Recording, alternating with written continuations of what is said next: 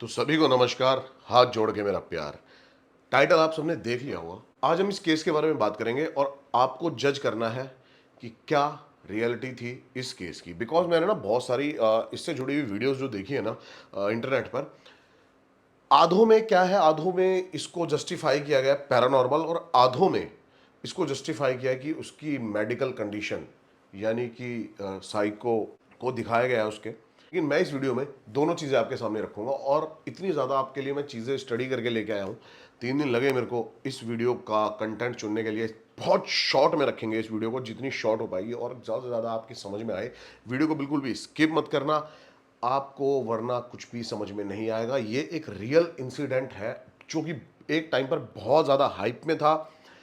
इसलिए ज़रूरी है जिसने अब तक ये इंसिडेंट नहीं देखा और जिसने भी देखा वो भी इसको देखे। बिकॉज कुछ ऐसे फैक्ट्स हैं जो किसी वीडियो में नहीं है, किसी वीडियो में कुछ और है, किसी वीडियो में कुछ और कहानी है। मैं कोशिश करूंगा कि आपके सामने बहुत ज़्यादा एक्यूरेट चीज़ें रखने की। तो इस वीडियो को स्टार्ट करते हैं। इस वीडियो को स्टार्ट करने से पहले बात कर लेते हैं एक licence app for a bat और उसका सबसे कूल गेम एविएटर। ये बहुत ही ज्यादा सिंपल गेम है जिसको आप थोड़ी सी देर खेलकर हजारों कमा सकते हैं। मैं पर्सनली इसको खेलता हूँ और आज बहुत ज्यादा खुश भी हूँ कि इसी प्लेटफॉर्म का स्पॉन्सर है। इसका तरीका बहुत ज्यादा सिंपल है, बस बैट करो और आपका प्लेन टेक ऑफ करेगा। आपका प्लेन जितना ऊपर जाएगा उतना ज्यादा पैसा आप बनाओगे, लेकिन ध्यान से अगर आपने टाइमली कैश आउट नहीं करा तो आपका प्लेन क्रैश भी हो सकता है। सो आई रिकमेंड कि ज्यादा वेट ना करें। चलिए मैं दिखाता हूं कैसे। मैंने बैठ के 1000 रुपीज, प्लेन ऊपर जा रहा है, कैश आउट और वाओ मैं जीत गया 1650 रुपए। फिर से करते हैं। प्लेन ऊपर जा रहा है, ऑलरेडी 2 टाइम्स है, 3 times, 4 times, 5 times, 6 and cash out. आप देख सकते हैं मैंने सिर्फ 30 सेकेंड्स में 5000 से भी ज्यादा कमा लिए। अब करते हैं विड्रॉल। आप फॉरबैट से इंस्टेंट विड्रॉ कर सकते हैं। Follow the link in my description और पाएं 200% बोनस अप टू 20,000 रुपीज। तो जाएं अभी खेलें सिर्फ लाइसेंस फॉर अ बैट पर। यह घटना शुरू होती है अरविंदो दे नाम के एक आदमी से, जो कि कोलकाता का रहने वाला था। डायरेक्टर थे ये बहुत बड़ी कंपनी में, जो कंपनी इंडस्ट्रियल इक्विपमेंट बनाती थी। रिटायर हो जाते हैं ये अपनी जॉब से और बहुत ही खुशहाल फैमिली होती है इनकी। एक नॉर्मल फैमिली जिसमें बहुत ज़्यादा प्यार और एक दूसरे से बहुत ज़्यादा अटैचमेंट होती है। इनकी पत्नी होती है आरती और 2 बच्चे होते हैं। लड़के का नाम होता है पार्था और लड़की का नाम होता है देवजानी। धीरे धीरे सब कुछ खुशहाल, बहुत ही पढ़ी लिखी फैमिली होती है। डायरेक्टर अपने आप में, बेटा भी इनका जो है आईटी से पढ़ाई करता है कोलकाता से। उसके बाद एक बहुत बड़ी एक आईटी कंपनी में बेंगलोर की जॉब लगती है। उसी से अमेरिका चला जाता है, यूएस में, उसी कंपनी के थ्रू। अमेरिका में कुछ साल नौकरी करने के बाद वापस 2000 में इंडिया आ जाता है। बहुत ज़्यादा वेल एजुकेटेड फैमिली और बहुत ज़्यादा प्यार करने वाली एक दूसरे से फैमिली। 2007 में अचानक मौत हो जाती है कैंसर के चलते आरती की। बहुत ज़्यादा झटका लगता है पूरी फैमिली को। दोनों बच्चों की माँ चली जाती है। ये सदमा ना वो सह नहीं पाते हैं। मतलब एक नॉर्मल पीपल्स की तरह वो इन चीज़ों को नहीं ले पाते हैं। नॉर्मल पीपल क्या करता है, समय के साथ ना हर चीज़ उसके लिए घाव भरते चले जाते हैं। समय के साथ हर चीज़ उसकी लाइफ में ठीक होती चली जाती है, लेकिन इनके साथ ऐसा नहीं होता है। बहुत ज़्यादा डिप्रेशन में चले जाते हैं, बहुत ज़्यादा मानसिक तौर पे मतलब परेशान हो जाते हैं। इनको लगता है कि एक ही तरीका है इस उलझन से बाहर निकलने का, वो है स्पिरिचुअलिटी, जिसके थ्रू हम थोड़ा सा मोक्ष और थोड़ी शांति अपनी ज़िंदगी में ला सकते हैं। बहुत ज़्यादा भगवान को मानने वाले, मतलब स्पिरिचुअलिटी की तरफ इतना ज़्यादा कनेक्ट हो जाती है फैमिली, खासकर वो लड़की। अपने घर में 2 कुत्ते पालते हैं ये। शायद इनका स्वभाव ऐसा था कि ये जो भी इनके घर में इनके फैमिली होती थी ना, उनसे बहुत ज़्यादा अटैच हो जाते थे। जो अरबिंदो दे थे वो बार बार अपने बच्चे शादी लायक हो जाते हैं, शादी की उम्र भी बल्कि पार ही कर चुके होते हैं। बार बार अरबिंदो जो है वो दोनों बच्चों को दबाव देते हैं, बार बार ये चीज़ अपने सामने रखते हैं कि भाई आपको शादी कर लेनी चाहिए। लेकिन बच्चों का कहना था कि अगर वो शादी करेंगे तो ये फैमिली टूट जाएगी और वो एक दूसरे से अलग नहीं होना चाहते। एक दिन दोनों कुत्तों की मौत हो जाती है सन 2014 में। दोनों कुत्ते एकदम मर जाते हैं और जो दोनों कुत्तों के मरने का गैप होता है ना, वो करीब 1 डेढ़ महीने का ही होता है। इससे वो लड़की जो है देवजानी, वो और ज़्यादा डिप्रेशन में चली जाती है और खाना पीना बिल्कुल त्याग देती है।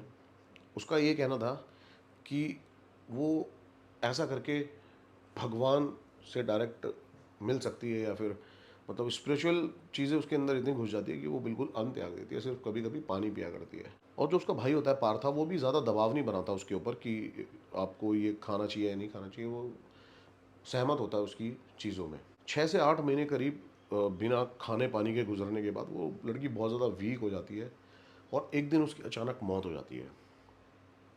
अब पार्था यहाँ पे क्या करता है, पार्था ये बात किसी को भी नहीं बताता कि उसकी मौत हो गई है, और वो उसकी लाश को एक चादर से लपेट कर उसी बेड पे रख देता है, और उसी के साथ बेड में वो सोया करता है जाके। और जो उन दोनों कुत्ते थे जो मर गए थे, वो उनको भी कहीं नहीं फेंकता है, वो उनको भी उसी घर में रखता है, मरे हुए कुत्तों को।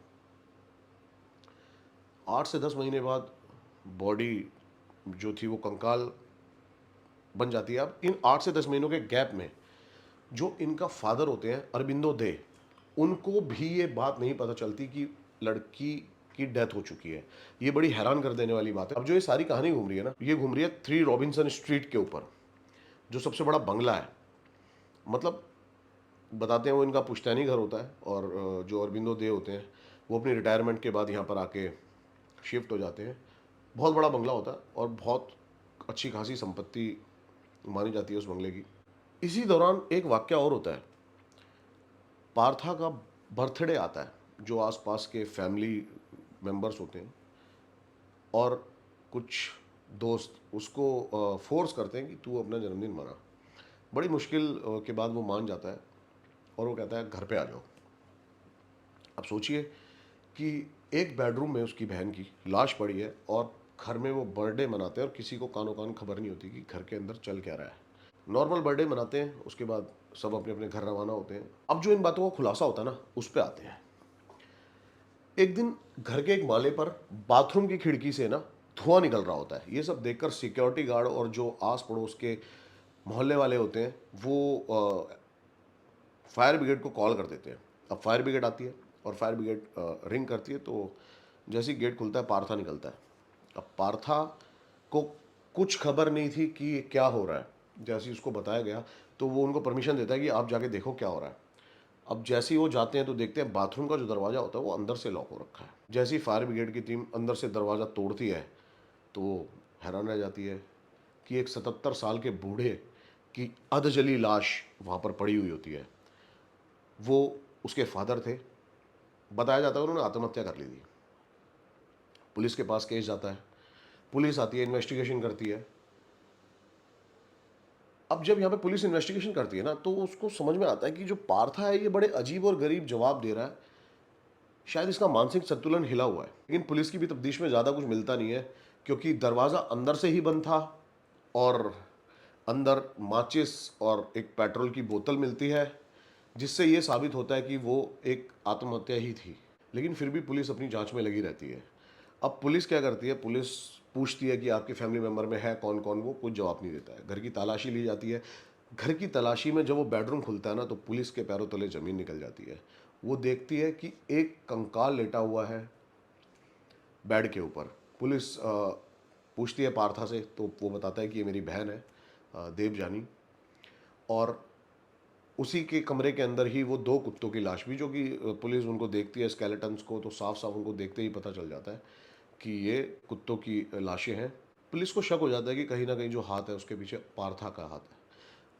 अपनी बहन को मारने, ये कुत्ते की लाशें यहाँ पे रखने का क्या मतलब। उसको अरेस्ट कर लिया जाता है।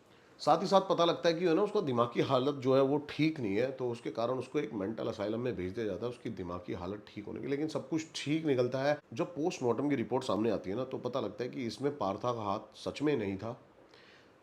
देवजानी की जो मौत हुई थी उसका कारण उसका खाना ना खाना, और जिसकी वजह से उसका हार्ट रुक गया था, मतलब उसको हार्ट अटैक हुआ था, वो रीज़न निकल के सामने आता है। कुत्तों की भी जो मौत होती है वो भी मानी जाती है कि नेचुरल डेथ है ये। करीब इन सब प्रोसेस में 1 साल लग जाता है, और वो 1 साल तक मेंटल असाइलम में उसका ट्रीटमेंट भी चलता है। लेकिन वहाँ के डॉक्टर्स भी बताते हैं कि इसकी दिमागी हालत ख़राब नहीं है, ऐसा कोई डिसऑर्डर भी इसको नहीं है।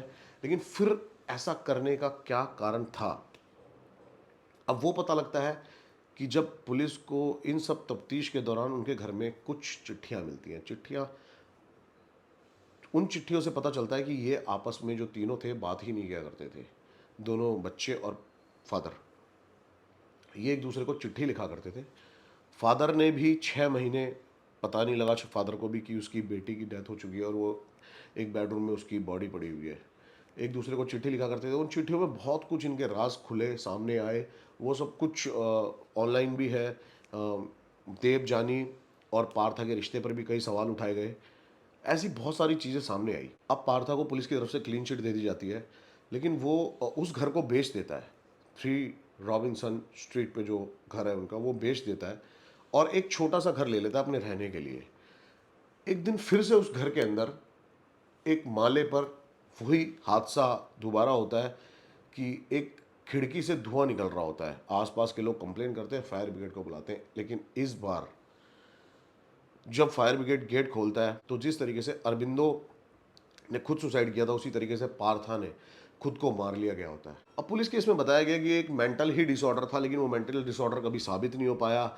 लेकिन कुछ पेजेस ऐसे निकलते हैं जिससे पैरानॉर्मल चीज़ें जुड़ जाती हैं कि वो कैसे स्पिरिचुअलिटी के थ्रू अपने आप को भगवान से कनेक्ट करने की बातें करते थे। उनका मानना था कि अगर वो धीरे धीरे ऐसे करके मर जाएंगे तो एक साथ हमेशा के लिए अमर हो जाएंगे और फिर ये एक जो बाउंडेशन होती है बॉडी की और एक सीमित क्षमता होती है, वो असीमित क्षमता बन जाएगी। ये सब मानना था। अब पता नहीं ये कितना सच है या कितना झूठ है। कुछ पैरानॉर्मल सोसाइटीज़ का कहना ये भी है कि आज भी उस घर में इतनी हलचल होती है, हॉन्टेड चीज़ें होती हैं, बहुत सारी ऐसे अभी भी उस घर के बारे में आप सर्च करोगे ना तो आपको अनगिनत ऐसी वीडियोस मिलेंगी जो आज भी दावा करती हैं कि वो घर एक हॉरर हाउस है, एक हॉन्टेड हाउस है।